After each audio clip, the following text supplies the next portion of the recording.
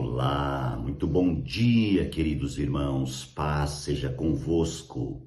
Glória a Deus, mais um dia aqui com vocês no canal O Reino em Pauta, liberando uma palavra viva do Senhor ao seu coração.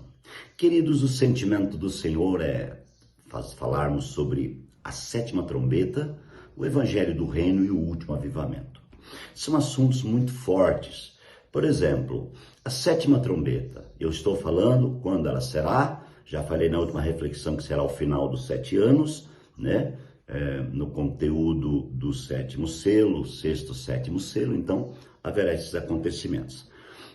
E o Evangelho do Reino é a palavra revelada, preparadora dos homens e das mulheres para o arrebatamento dos santos vencedores.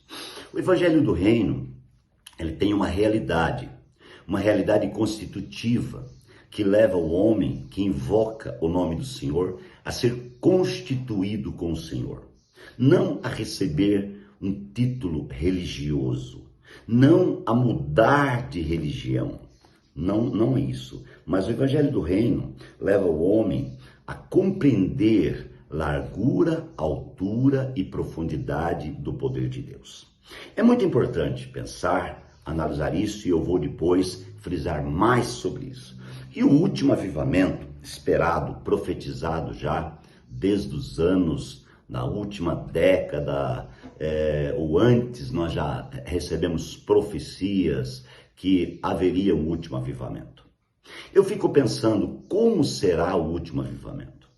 Eu creio que será diferente de todos que a gente já viu. Quando alguém recebe uma cura, então se pensa, é avivamento, porque Deus está curando. Mas será que é mesmo isso? Nós temos visto pessoas receberem curas, mas não temos visto o governo da vida. Eu creio que o último avivamento, ele será pautado pelo governo da vida. Você consegue entender isso? O avivamento que eu estou falando é quando a vida governa.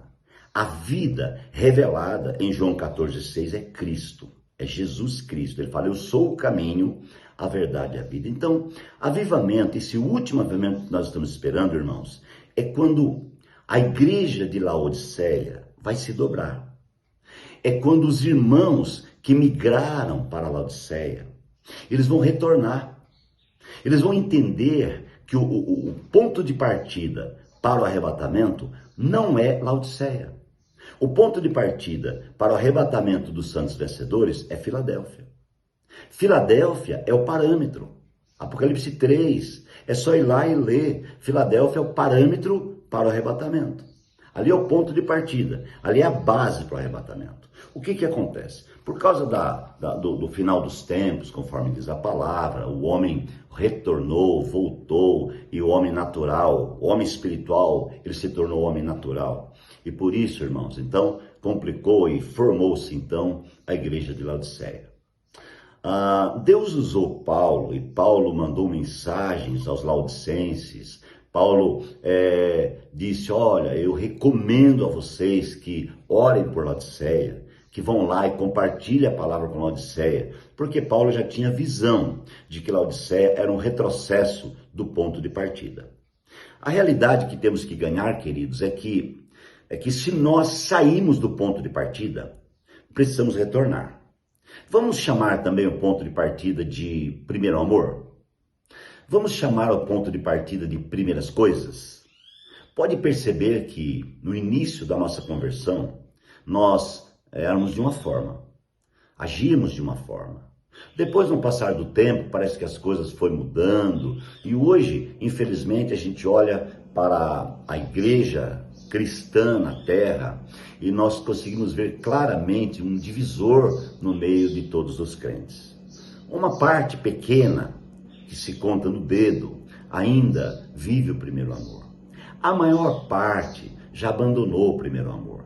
Ainda bem que muitos estão voltando, estão saindo, amados irmãos, de Laodiceia e voltando às origens. As origens é muito importante. O início é muito importante. A própria palavra diz que nós precisamos voltar aos marcos antigos. Nós precisamos considerar o que Deus fez em nossa vida e voltar para entender o plano de Deus e voltar a buscar a vida de virgem prudente. Então, queridos, aqui no livro de Apocalipse, na última parte, né? Como eu disse, o livro divide em duas partes, e o último texto da última parte fala da sétima trombeta. Então, está falando do final. Depois começa o Apocalipse 12, que é a mulher e o filho varão, a mulher e o dragão, o nascimento do filho, que eu já falei sobre isso, mas aqui está concluindo a primeira parte de Apocalipse, e diz que a voz do céu dizia que o reino do mundo se tornou do nosso Senhor e do seu Cristo. E os 24 anciãos, eles estavam sentados nos seus tronos, e a Bíblia diz que eles se prostraram e adoraram a Deus, dizendo: graças te damos, Senhor Todo-Poderoso, que és e que era, porque assumiste o teu grande poder e começaste a reinar. Eu disse na última série que os 24 anciãos, os 4 seres viventes, os 24 anciãos, irmãos, eles fazem parte de um propósito. E eu disse que a constituição deles, para mim, é a constituição da igreja, é a constituição dos santos. Então, há uma alegria aqui nos anciãos por ver que chegou o final. Então há uma expectativa, há um desejo que isso aconteça. Porque, irmãos, assim que começa, vai ter começo, meio e fim, vai cumprir.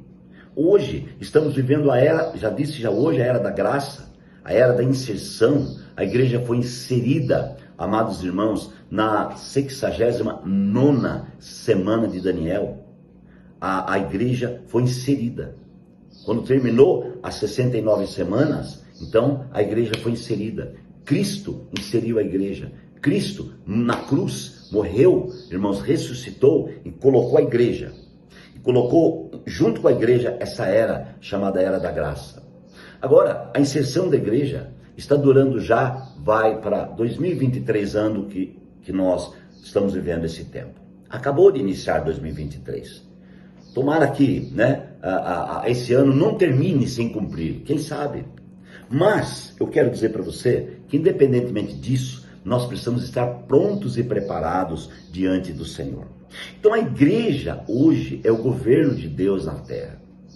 A igreja hoje, irmãos, não é um sistema implantado por Deus. A igreja não é uma instituição implantada por Deus. A igreja não é um grupo de pessoas que levanta uma bandeira doutrinária e diz: esta é a igreja. Não, a igreja é muito mais do que isso. A igreja é a inserção de Deus em um período.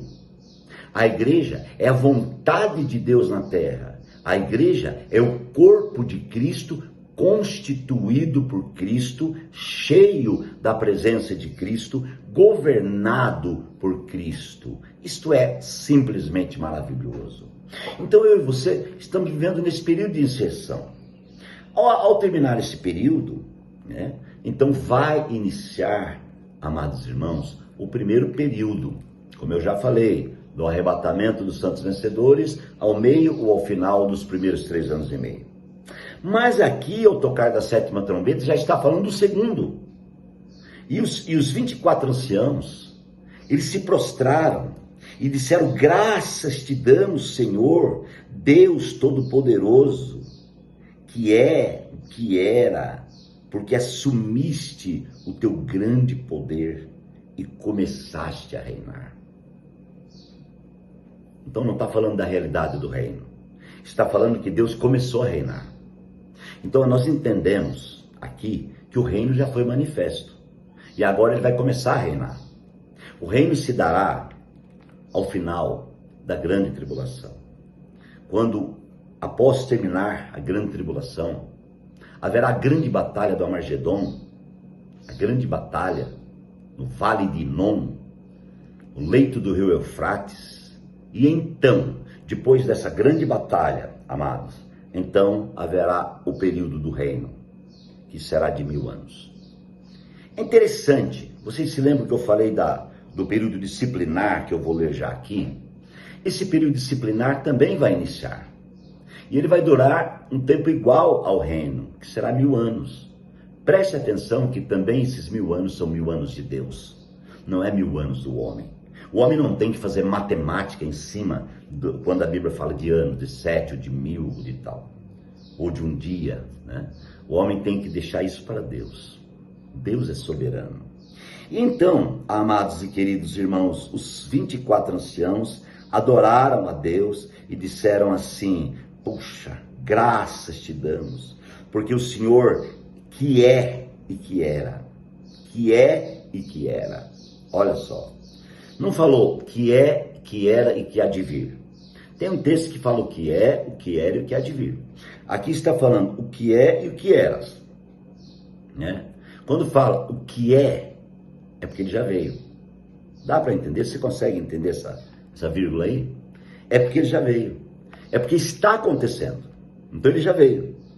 Graças te damos, Senhor Deus poderoso, que és e que eras, porque assumiste o teu grande poder e começaste a reinar.